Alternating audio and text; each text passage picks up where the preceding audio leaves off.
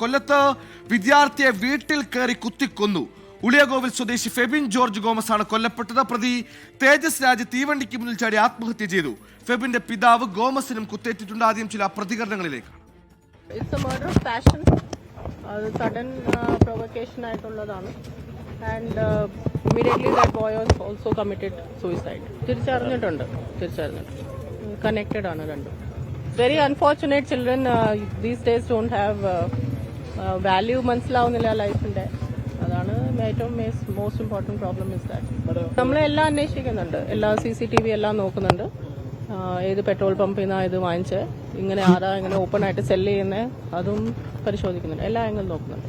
അതെല്ലാം നമ്മളിപ്പോൾ ഇൻവെസ്റ്റിഗേറ്റ് ചെയ്യുന്നുണ്ട്. കൂടുതലൊന്നും പറയാനില്ല. We have just found that he's the one and he's no more. അപ്പോൾ ഈ പയ്യനെ ബേളം കെട്ടുകൊണ്ടാന്ന് തോന്നുന്നു അകത്തുനിന്ന് വന്നത്. ഷർട്ടൊന്നും ഇട്ടിട്ടില്ലായിരുന്നു. വന്നിട്ട് അവിടെ നിൽക്കുന്നുണ്ടായിരുന്നു.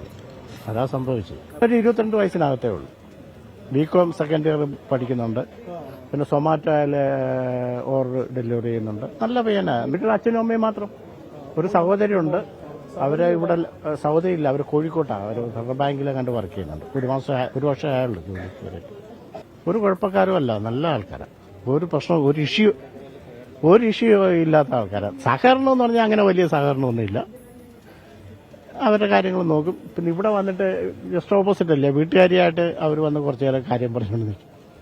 നിലവിളി അവരുടെ അച്ഛനും അമ്മയും നിലവിളി കേട്ടോണ്ടാവുന്നല്ലോ ഇറങ്ങി വരുന്നത്. ഇവിടെ തൊട്ടടുത്തല്ലേ വീട്. ഞാൻ സിറ്റൗട്ട് ചെയ്യുമ്പോൾ നിലവിളി കേൾക്കുന്നു. ഞാൻ കണ്ടതെന്ന് പറഞ്ഞാൽ ഇവര് കിടന്ന് നിലവിളിച്ചുകൊണ്ട് ഈ അച്ചായൻ ഈ കൈയുടെ ഈ ഭാഗത്തെ ബ്ലഡ്, അച്ചായൻ ഷർട്ടൊന്നും ഇട്ടിട്ടില്ല വീട്ടിൽ ഇരിക്കുന്ന സമയത്ത്.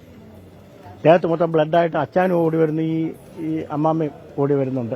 അയ്യോ എന്റെ മോനാന്നേ കിടക്കുന്നതെന്ന് പറഞ്ഞാൽ അവർ പറയുമ്പോഴാണ് അവിടെ പെട്ടെന്ന് നോക്കുന്നത്. അപ്പോൾ പയ്യൻ കിടക്കുകയാണ്. ഒരു വിവരവും നമുക്ക് അതിശയം, നാട്ടുകാർക്കെല്ലാം അതിശയമാണ് ഇത് ഇങ്ങനെ ഒരു സംഭവം എന്ന് പറഞ്ഞാൽ. അവരങ്ങനെ ഒരു ഇഷ്യൂ ആരുമായിട്ടും ഇല്ല. ഇവരുടെ അച്ഛന്റെ അമ്മയുടെ കുത്തേറ്റ ഫെബിൻ റോഡിൽ വീഴുന്ന CCTV ദൃശ്യങ്ങളും 24 ലഭിച്ചു. ആ ദൃശ്യങ്ങളിലേക്ക്.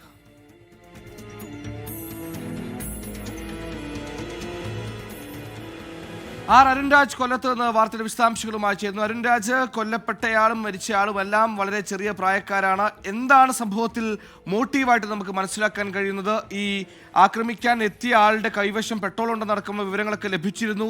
കൂടുതൽ ഇരകളെ അല്ലെങ്കിൽ കൂടുതൽ പേരെ കൊലപ്പെടുത്താൻ ഉദ്ദേശം ഇയാൾക്കുണ്ടായിരുന്നു. നിലവിൽ നമുക്ക് ലഭിക്കുന്ന ഏറ്റവും പുതിയ അപ്ഡേറ്റുകൾ എന്താണ്? മോട്ടീവ് സംബന്ധിച്ച് എന്തെങ്കിലും വിവരങ്ങൾ ലഭ്യമാണ്? ഇരു കുടുംബങ്ങളും തമ്മിൽ പരിചയമുണ്ടെന്നടക്കമുള്ള വിവരങ്ങൾ വരുന്ന ഘട്ടം കൂടിയാണ്. സുഹൈൽ, കൊലയ്ക്ക് പിന്നിലുള്ള പ്രധാന കാരണം ഇപ്പോൾ പോലീസ് പറയുന്നത് കുടുംബങ്ങളുടെ തമ്മിലുള്ള ഒരു അകൽച്ച, കുടുംബങ്ങൾ തമ്മിലുള്ള പ്രശ്നമാണ് ഈ കൊലപാതകത്തിലേക്ക് നയിച്ചത്, ഈ അരിങ്കൊലയിലേക്ക് നയിച്ചത് എന്നുള്ളതാണ് പോലീസ് കണ്ടെത്തൽ. പോലീസ് പ്രാഥമികമായി ഇപ്പോൾ ഈ ഗോമസിന്റെ അടക്കം മൊഴി ഇപ്പോൾ രേഖപ്പെടുത്തിയിട്ടുണ്ട് എന്നുള്ളതാണ് ഉന്നത പോലീസ് ഉദ്യോഗസ്ഥരിൽ നിന്ന് മനസ്സിലാക്കുന്നത്. അത് വിശദമായ മൊഴി പിന്നീടായിരിക്കും. പ്രാഥമികമായ മൊഴിയാണ് ഇപ്പോൾ രേഖപ്പെടുത്തിയിരിക്കുന്നത്.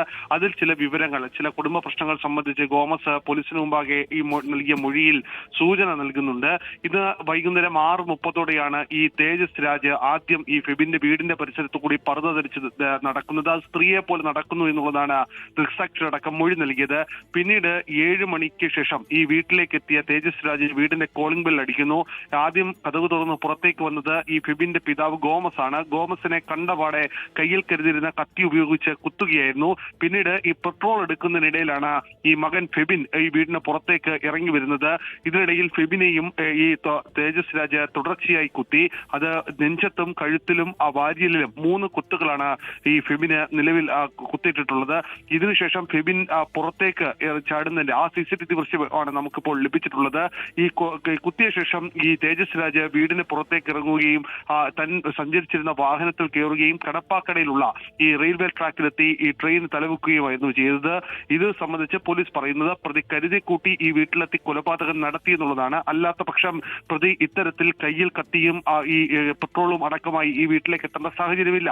അതിലേക്ക് നയിച്ച വിഷയമാണ് ഇപ്പോൾ ഗോമസിൽ നിന്ന് പോലീസ് തേടിയിട്ടുള്ളത്.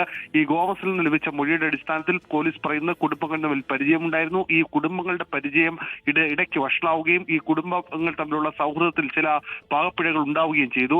ഇതാണ് ഈ ഫെബിനെ കൊല്ലാനടക്കമുള്ള കാര്യങ്ങളിലേക്ക് നയിച്ചത് എന്നുള്ളതാണ്. എന്തായാലും ഈ തേജസ് രാജിന്റെ പിതാവിന്റെയും മാതാവിന്റെയും മൊഴി കൂടി പോലീസ് രേഖപ്പെടുത്തും. ഇതിനുശേഷമായിരിക്കും പോലീസ് ഇതുമായി ബന്ധപ്പെട്ട കൺക്ലൂഷനിലേക്ക് എത്തുക. എന്തായാലും ഒരു സ്ട്രോങ് മോട്ടീവ് എന്ന് പറയുന്നത് ഈ കുടുംബത്തിന്റെ പ്രശ്നം അത് വ്യക്തിപരമായി തന്നെ ഇവർ എടുക്കുകയായിരുന്നു.